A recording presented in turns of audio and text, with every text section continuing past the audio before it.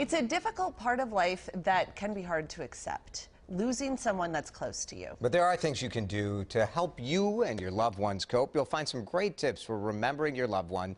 This really interesting book, it's called Past and Present, Keeping Memories of Loved Ones Alive. We're so happy to have the author, Allison Gilbert, with us today. Allison, thanks for coming in. Thank you. So you're a journalist. Yes. And that is your background, and that's what you brought to this. Was it a personal loss that you experienced that got you exploring this? Yeah, I had an avalanche of loss in my life. My parents died pretty young, and my aunt and uncle, and through various causes. But the end result for me, besides missing them, is that I wanted to learn how to remember them, and there weren't any resources for how to remember, so that's the book I wanted to write.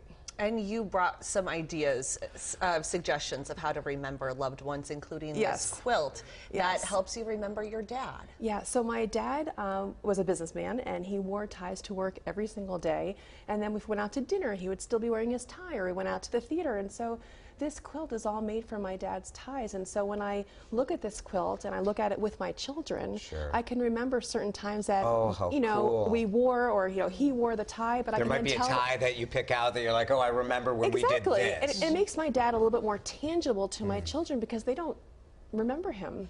Well, what I think is so cool about this is a lot of us, when you think of the only way that people have to memorialize is either photos or an urn. Yes. And to be honest, like to some people, an urn is a little bit of a creepy way to remember your loved one, but this is alive. Like this is alive. So this does not have to be creepy at all. So the book Past and Present is all about creative opportunities to remember that go well beyond the cemetery, go well beyond lighting a candle. So as an example, candy, right? So you would think, why did you bring lemon heads to the studio today? So lemon heads are, for me, a complete reminder of my dad because he loved everything lemon. So if I had lemon sorbet, if I had lemon ice cream, if I had anything lemon, to me it's a celebration of my dad, even though I like chocolate, like much more than lemon. But on his birthday, on the anniversary of his death, I like to eat lemon. But here's the thing, if I didn't tell you the story about why lemon is important to me, the story of my dad would be over, and you wouldn't know it. So the point of sharing candy,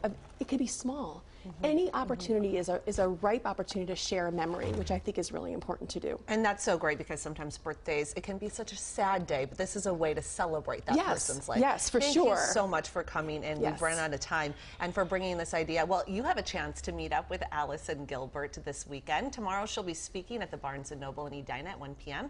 It is free and open to the public. Very good. And ask about the Memory Bash Memory Book when they go see you next week, all right? For sure, definitely. Very good. Okay, cool. Allison, thanks for coming in. Thank you.